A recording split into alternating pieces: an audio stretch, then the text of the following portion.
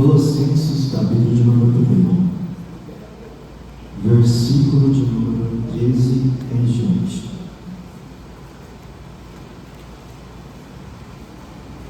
Colossenses, capítulo de número 1, versículo de número 13 em diante. Eu sou o pastor Rodrigo, da Pastor Rodrigo, com oportunidade. Assim está escrito na palavra de Deus. Ele nos tirou da potestade das trevas e nos transportou para o reino do Filho do seu amor. Podeis aceitar. Mantenha a sua Bíblia aberta em Lucas, capítulo de número 22, em diante. Lucas, capítulo de número 22, versículo de número 7. Finalmente chegou o dia dos pães sem fermento, no qual devia ser sacrificado o cordeiro pascal. Jesus enviou Pedro e João, dizendo: vão preparar a refeição da Páscoa. Neste momento estamos diante do início da preparação da ceia, do início da preparação do momento pascual, em que antes deste momento, Judas, o traidor, já estava planejando como iria trair Jesus Cristo. Já estava entrando de acordo com os membros do Sinédrio, para saber como faria e como deveria ser feito o momento da prisão de Jesus Cristo, da morte de Jesus Cristo, de entregar Jesus Cristo às autoridades. Mas quando olhamos nesse contexto que estamos dizendo, é o momento da preparação da mesa com os discípulos, em que ao chegar neste momento, Jesus apresenta o pão, dizendo que o pão é o símbolo do seu corpo. Jesus apresenta o cálice, dizendo que é o símbolo do seu sangue.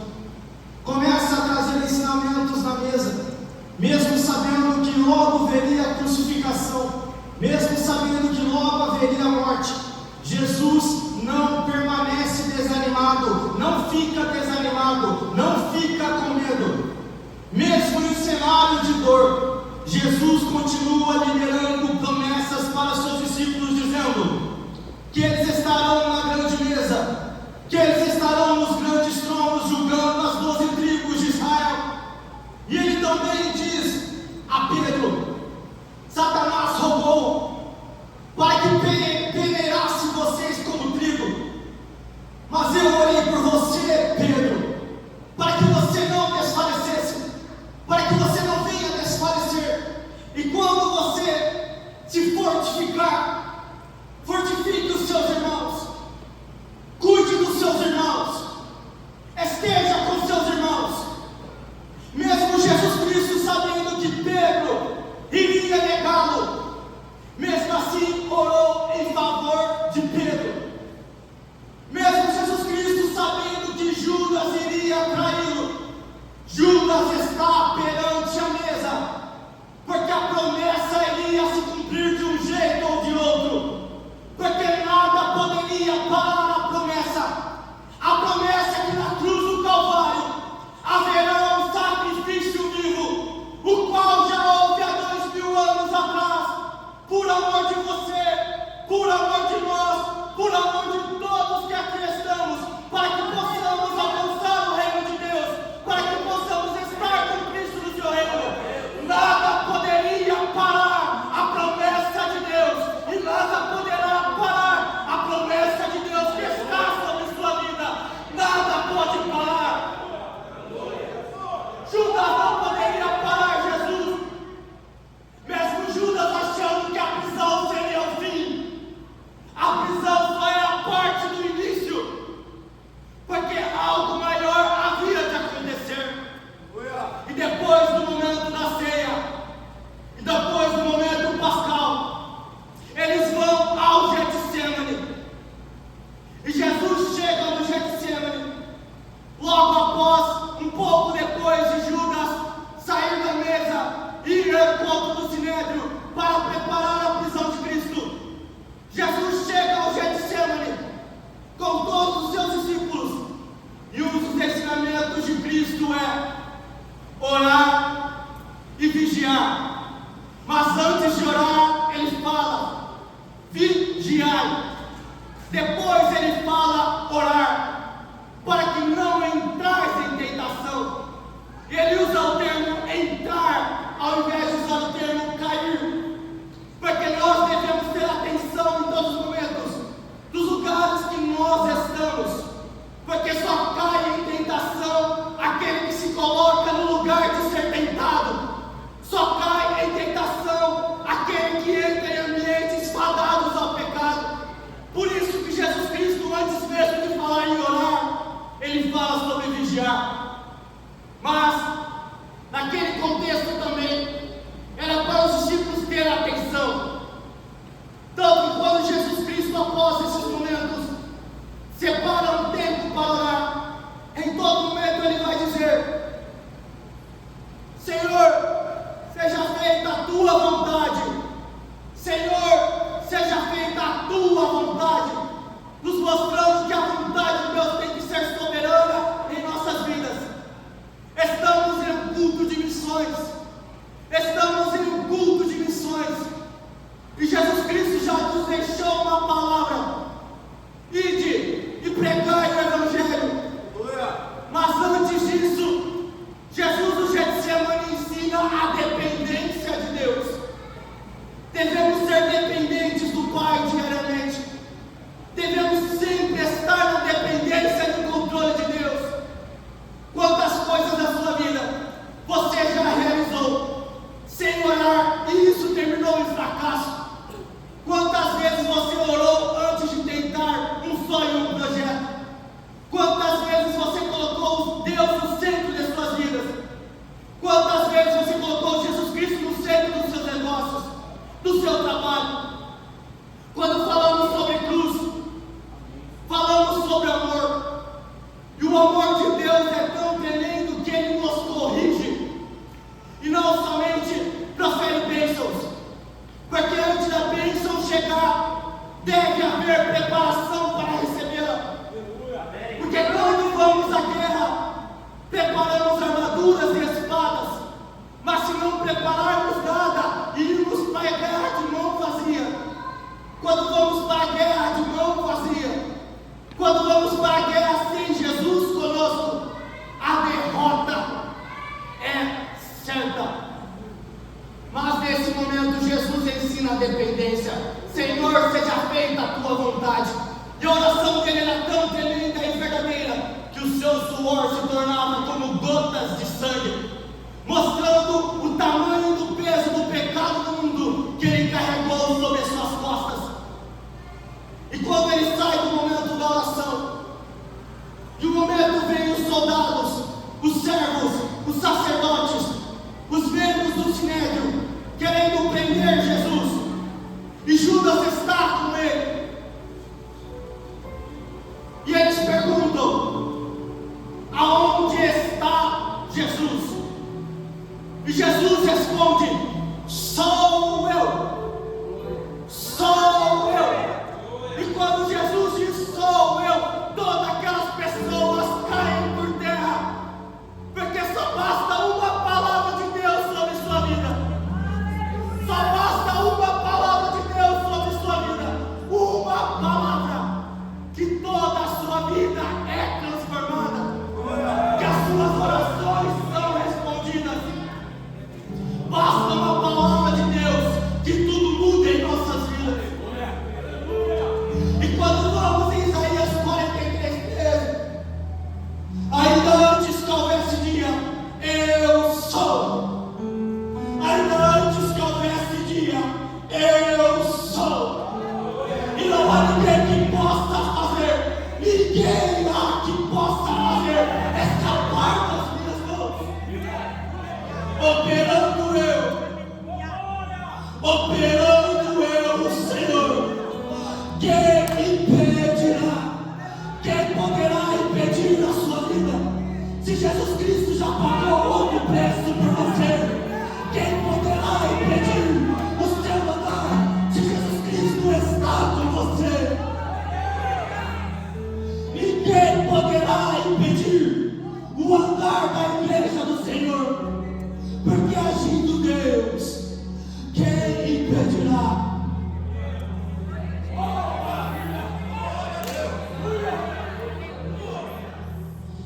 após esse momento, Jesus é preso e levado ao sinédrio. Eles começam a questionar, começam a bater no Cristo, e eles perguntam em um momento: és tu o Cristo? É você o Cristo? E ele diz: sou eu. E você verá de agora em diante o Filho do Homem sentado à direita de Deus. E depois desse momento, o sinédrio já decide que Cristo deve ser crucificado perante a lei, porque para eles a lei dizia que aquele que se faz Cristo, que aquele que se faz Messias, deve ser morto, deve ser crucificado. Eles estavam tão presos, tão cegos, que eles levam Jesus Cristo perante Pilatos. E Jesus Cristo, ao chegar perante Pilatos, o sinédrio começa a falar, os membros do sinédrio começam a falar com Pilatos, os sacerdotes, dizendo: esse homem veio pervertendo a nação. Começam a trazer mentiras para Pilatos, a fim de que Pilatos condene também Jesus. Mas nem mesmo Pilatos, nem mesmo o representante de Roma, achou alguma culpa no Cordeiro. Nem mesmo Roma, nem mesmo Pilatos, nem mesmo Herodes, nenhum representante de Roma achou culpa alguma em Jesus Cristo. Mas mesmo assim, mesmo diante de todo o cenário que se dizia que Cristo era inocente, os sacerdotes continuavam querendo crucificar Jesus. E por causa da festa, e por causa do momento da festa que estava acontecendo durante o tribunal que Jesus é preso, poderia ser solto um prisioneiro. E Pilatos oferece Barrabás ou Jesus Cristo, soltar Jesus ou soltar um homicida. E os sacerdotes continuam dizendo: solta Barrabás e crucifica Jesus. Eles escolheram salvar um homicida e crucificar o Salvador. Isso nos mostra que, mesmo os sacerdotes sendo a terra onde Jesus nasceu, mesmo eles sendo da casa de Jesus, do meio de Jesus, eles quiseram crucificar Jesus, nos mostrando que muitos que estão no meio de nossa família, dos nossos amigos, mesmo estando conosco, querem a nossa morte, querem o nosso fim. Mas eu vos digo nesta noite que assim como Jesus Cristo suportou os traidores, que assim como Jesus Cristo suportou os que eram contra ele dentro da própria terra, Deus te reveste de uma força nessa noite, que você vai suportar qualquer adversidade. Deus te reveste de uma força essa noite, que você vai suportar qualquer traição. Que assim como Jesus Cristo caminhou, mesmo sendo traído, nós vamos caminhar, mesmo sofrendo perseguições. Jesus nos ensina constantemente, em todo o seu andar, em todo o seu caminhar, como devemos agir nesse mundo. E agora entra o veredito final. Pilatos decide crucificar Jesus. E agora começa o caminho até a cruz do Calvário, até a chegada de Gólgota.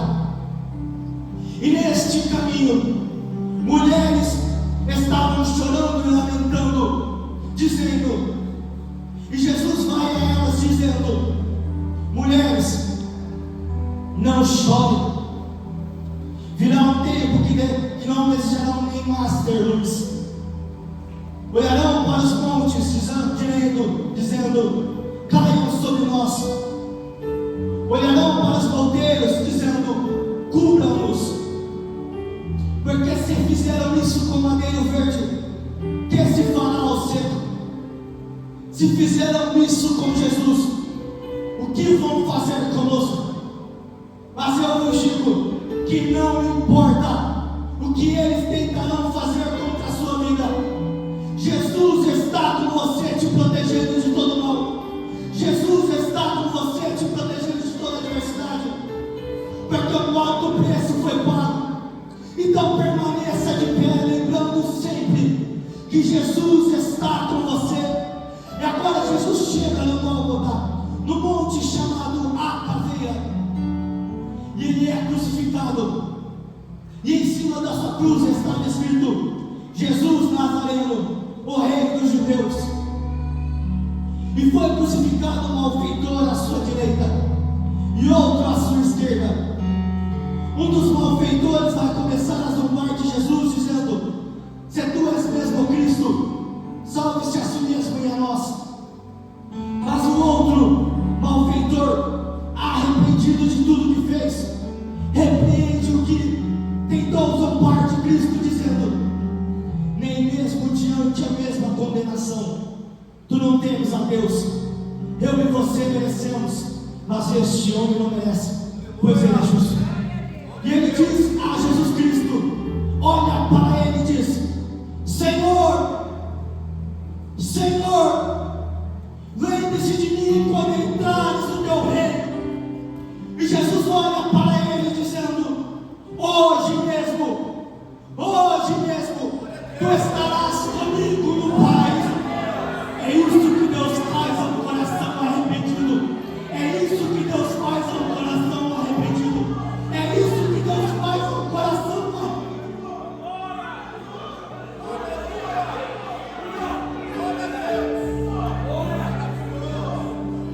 Basta a gente se arrepender de todos os nossos pecados. Basta a gente tomar a decisão de mudar de vida e se entregar a Jesus Cristo, de confessá-lo como Salvador, que Ele muda as nossas histórias, que Ele muda as nossas vidas. Assim como Ele nos mudou, Ele poderá mudar os que estão lá fora. Por isso é importante o culto de missões, o culto de mais um. Para os que estão lá fora também tenham a chance de ouvir a palavra da cruz, de se arrepender, de se entregar a Cristo. Isso é o poder da palavra. A palavra transforma, assim como transformou o malfeitor que estava na cruz. E Jesus chega ao momento próximo a expirar. Ele diz: Senhor, Senhor, meu Deus, por que me abandonaste? Até naquele momento Jesus passou por sofrimento que nós essa noite também passamos. Muitos de nós podem achar que Deus nos abandonou, porque Deus ficou em silêncio. O silêncio de Deus também é resposta para a sua vida, porque no silêncio Ele trabalha em seu favor, porque no silêncio Ele prepara as bênçãos para você. Deus não precisa falar para mostrar que Ele está presente. Ele está presente até mesmo no silêncio. E esse momento passa. Aleluia. Glória. O céu começa a escurecer. E Jesus dá um brado em alta voz: Tetelestai, está consumado. Consumado todo o pecado da humanidade. E por causa do alto preço que foi pago na cruz do Calvário, nós estamos aqui nesta noite. Lembre-se onde você estava no passado. Lembre-se onde você estava no passado. O que era você sem Jesus Cristo? O que era você sem Deus? Você foi lavado, remido e transformado pelo poder do sangue do Cordeiro. Fui salvo pelo sangue. Fui liberto pelo sangue.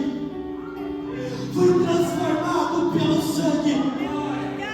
O que seria de mim, Jesus Cristo? O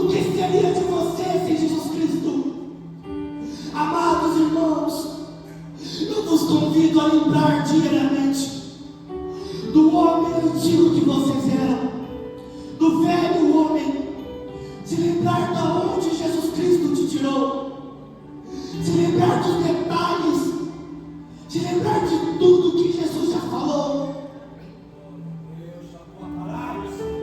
Muitas vezes não precisamos de novas palavras, muitas vezes não precisamos de novas promessas, precisamos apenas lembrar do que já foi dito, precisamos lembrar do que está escrito.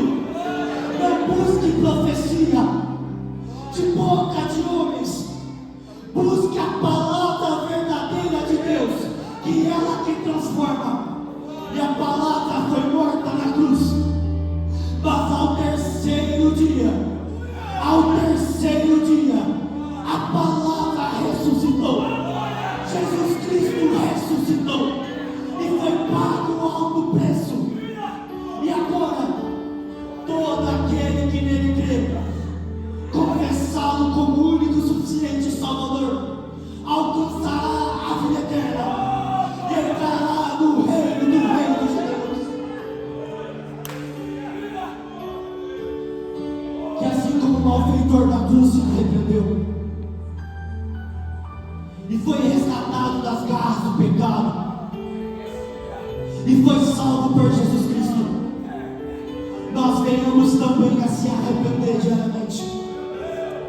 Nós também venhamos se arrepender de todos os pecados coletivos, porque o pecado não tem poder sobre sua vida, porque o alto preço já foi pago por você. Não se deixe desanimar por causa de um erro que você cometeu no passado. Jesus já levou o seu pecado sobre a cruz do Calvário. O alto preço já foi pago. Então permaneça de pé, lembrando de tudo que Jesus já fez por você. E Ele continuará fazendo.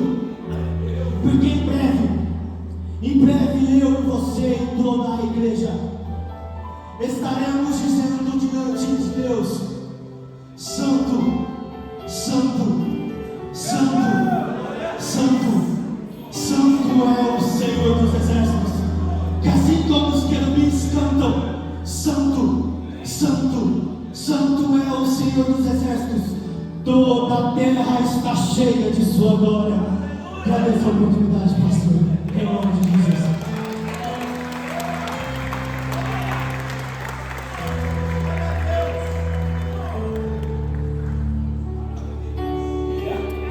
Paulo, fui salvo pelo sangue. Tem aí?